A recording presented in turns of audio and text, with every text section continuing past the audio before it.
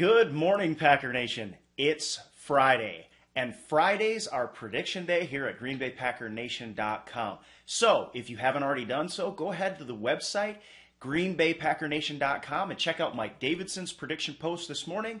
Also, for the next just couple of minutes, jump on our Facebook fan page and make your predictions. I'm going to be reading those in just a minute. You're listening to the AM Quickslant at greenbaypackernation.com.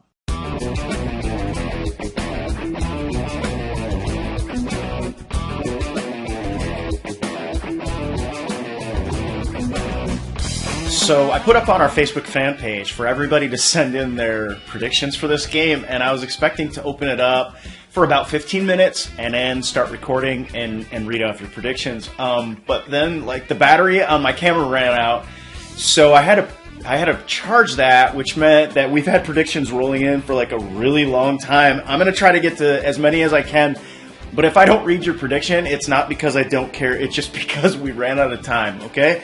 But keep rolling in your predictions on Prediction Friday, because that is going to be a way for you to win a Packer Pro Shop gift card from us. We'll explain that later. But here are the predictions that we got in. We've got Dylan says 27-10 Packers. Greg, 35-24 Packers. Ryan, 31-17 Packers. Debbie, 28-14 Pack all the way. We got Brett, 30-20 Pack. Jarrett Dixon, 52-9 Packers, but then he says, haha. But hey, a win's a win either way. So I think, Jared, what you're trying to say is it doesn't matter as long as the Packers get a win, which I totally agree with, okay? Michael, 28-24 Packers. We've got Jeff Hayes from greenbaypackernation.com, 38-17. Thinks Aaron's going to have a big day. I think that could be the case. Lawrence, 31-17 Packers. We got Jamie, 37-26 Packers. We got Brian says 28-27 Packers. Now that's a close one there. That's interesting. I'd be interested, Brian, in how you think that is going to play out in the game. We've got Aaron at 21-13 Packers, and the list goes on and on. I can only get to so many. That's why we're going to open it up just for a short period of time. But yeah, definitely, I appreciate all the response we've got. It's been overwhelming. So far, everyone thinks the Packers are going to win this game, and I tend to agree. It's at Lambeau Field. The Kansas City Chiefs, we have talked about and made mention, that their defense, their pass rush is going to be very strong. So was the Seattle Seahawks pass rush. So as far as my predictions go, I'm laying this out, and I'm just asking myself a few questions, okay? So you can walk with me through this, right? All right. The Broncos beat the Chiefs. Is Peyton Manning or Aaron Rodgers a better quarterback? I mean, really. Aaron Rodgers, okay? Aaron Rodgers is going to add that dimension of escapability that Peyton Manning simply does not have. Plus, if you watch that game, Peyton Manning is not playing as well as he used to. He is not throwing as good of balls as he used to. He's not the same Peyton Manning. Aaron Rodgers, on the other hand, is absolutely the executioner out there in the NFL right now. So I would definitely give, quarterback-wise, Aaron Rodgers is going to be a much bigger test for the Chiefs' defense and their pass rush. Now, we don't know, what about the running game? We don't know whether Eddie Lacy is going to play. But I think James Starks will be serviceable. I don't think he's going to have quite the day that he had against the Seahawks if he plays, but I do think he is going to be to help keep us in third and manageable. And third and manageable when you can't just throw blitzes and you can't just stack the box on the other side of it on third and long. That puts the Packers in a situation to be successful. I think James Starks is going to do enough. I don't know that he's going to be he was kind of electric at times with that 35-yard run, was it, against the Seahawks?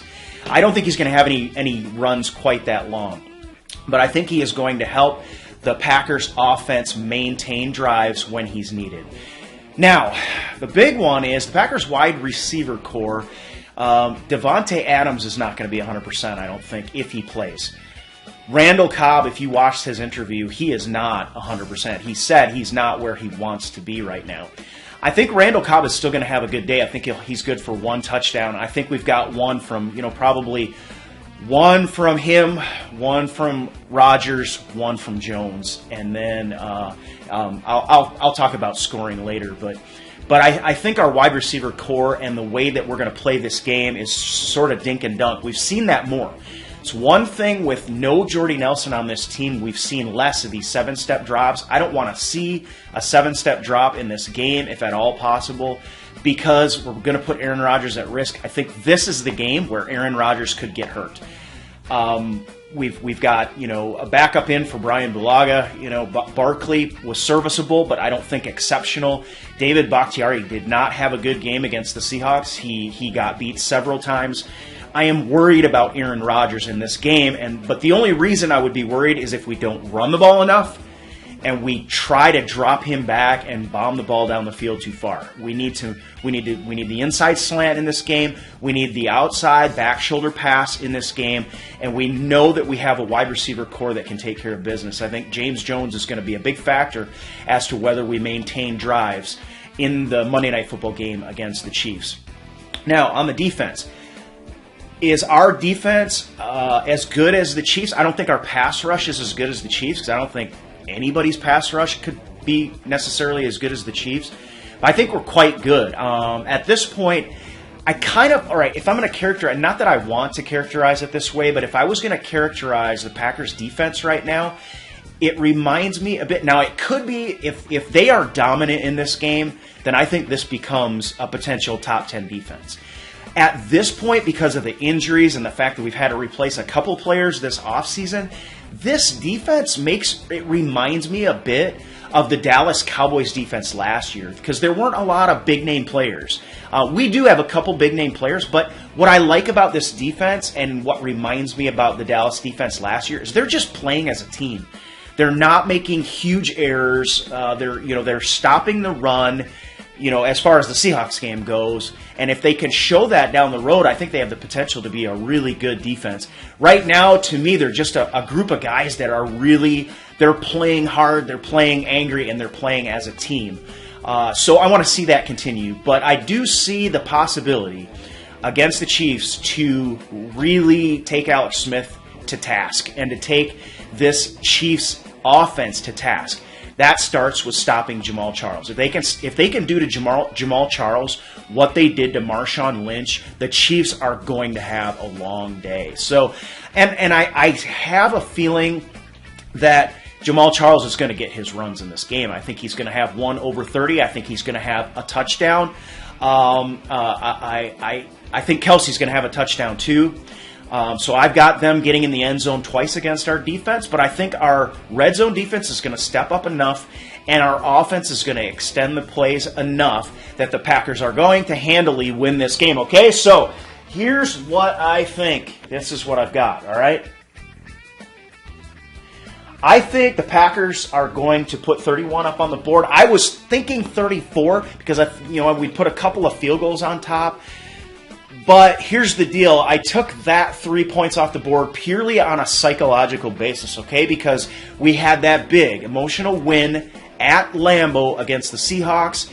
I feel like the Packers are going to come off of that a bit, to the tune of 3 points, though. I don't think they're going to crash and burn like a lot of teams could, because when you come off an emotional win, it is very difficult to get back to that same emotional level. One of the things I love about our Packers team, and this starts at the top with the Packer brass, is that we don't play that emotional sine wave anywhere near as much as some other teams do. We're not a flatline team. We're not a team without a heartbeat, but we are a team that takes wins in stride just as much as it takes losses in stride. So I think this is going to be good for us. I think we'll put 28 up on the board, and then we're gonna have a field goal on top of that. I could very easily see another field goal on top of that, but I'm going to say 31-20.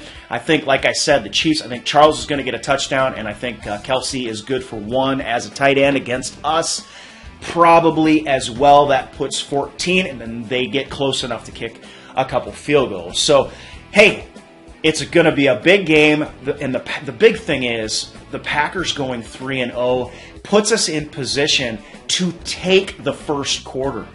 If we can go 3-0, then next week is going to be a very interesting one to close up the first quarter of football in the National Football League. And we're going to talk about what to keep an eye on around the NFC North as well, because this is an AFC opponent, so it doesn't have quite as much bang in terms of down the stretch. But we'll keep an eye on what happens elsewhere in the NFC North, because if the Packers win this game, and I'm like you, I think we could win it handily, this puts us in very good position as the first quarter comes to a close. We could be up by several games on our closest competitors, depending on what else happens toward the end of the quarter. So, well, thank you for listening. This is our first Prediction Friday. I enjoyed it. I'm having fun. I can't wait, because don't think I'm going to forget. I'm going to go through all of these, and we're going to see who comes closest to the prediction. And then, of course, after that Monday night game, we're going to have some great discussion. There are going to be some people who are going to be able to do some smack talking that they nailed it. I hope it's me. In fact, there was someone on here, and I didn't get down there, but if you had the same prediction as me, I know there's somebody on the list that predicted a 31-21 win. Send me a message over our Facebook page and let me know, because you and me, man, we're going to get her done, all right? So, but I hope you're right, because everyone predicted a Packer win. So at this point, it doesn't matter whose exact score prediction is correct. We're all predicting a Packer win. So yeah, it's a great weekend ahead. And if you're watching this on YouTube, go ahead and subscribe. I'd appreciate that. I appreciate the subscriptions that we already have. There's also, you'll see a little logo with a little note that says Legacy of Champions. That's our ebook we have for sale. It's actually by donation basis, as low as $2 or more. You can give more if you want. I'd appreciate that. That just lets us know that you appreciate the work we put into it. And it will give you great fodder for anyone who thinks the Packers aren't the best team on the planet. If you're watching on the website, there's a Legacy of Champions tab. You can buy the ebook there. And if you're watching us on Facebook, just continue to comment, like, and share our stuff. We really appreciate that. There's so much to talk about, and there's just going to be more and more as we go through this weekend with the other division rivals, and then, of course, on Monday night. So we'll catch you back here next time. Thanks a lot for watching, and we'll see you again soon.